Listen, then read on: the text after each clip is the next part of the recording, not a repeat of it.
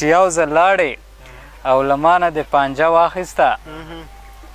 چې یو ځل لاړې او له مانه دې پانجه واخیسته زه به هندو یمه که بیا مې ستا نامه واخیسته برداشت پکړم په چپه خوله صدمه ستا د فراق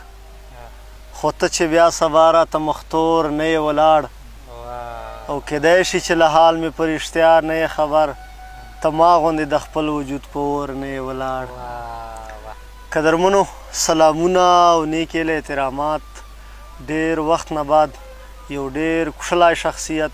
کوشلی شاعر نوجوان شاعر ذیشان نصیر صاحب مو موندلی ده او ناست یو دلته د ګمبلې په غاړې باندې دا یې خپله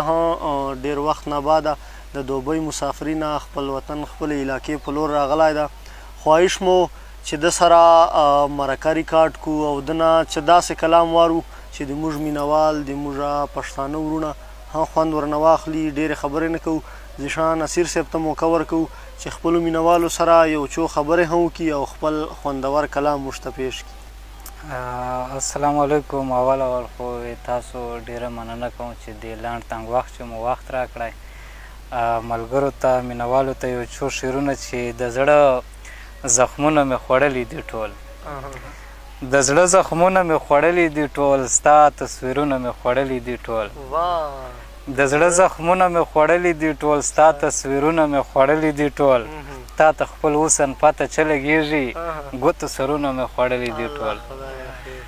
تا ته خپل حسن پته څه لګېږي ګوتو سرونه مې خوړلي دي ټول بیا چاته درس د مینې نه ورکوم خپل کتابونه مې خوړلي دي ټول بیا چاته درس د مینې نه ورکوم خپل کتابونه مې خوړلي دي ټول رقیب غماز او بیروخي د جانان رقیب غماز او بیروخي د جانان دا تندکونه مې خوړلي دي ټول رقیب غماز او بیروخي د جانان دا تندکونه مې خوړلي دي ټول سوچه پښتون یم ځکه ښکلی یمه سره سپین رنګونه مې خوړلي دي ټول سوچه پښتون یم ځکه ښکلی یمه سره سپین رنګونه مې خوړلي دي ټول دوه شعره نور چې جومات ته خو هر څوک ځي تماشې ته چیرې رایسه جومات ته خو هر څوک ځي تماشې ته چیرې رایسه ثواب په نیت ځایي د میکدې ته چیرې رایسه بلا ډېره موده وسوه چې نه مې یې لیدلی که میاشتې پاره نه راځې یوې شپې ته چیرې رایسه بلا ډېره موده وسوه چې نه مې یې لیدلی که میاشتې پاره نه راځې یوې شپې ته چیرې رایسه ادریسه یاره تا ته ډالۍ چې یو ځل لاړې او له مانه دې پانجه واخیسته چې یو ځل لاړې او له مانه دې پانجه واخیسته زه به هندو یمه که بیا مې ستا نامه واخیسته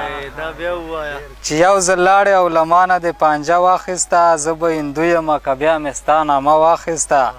وایه چې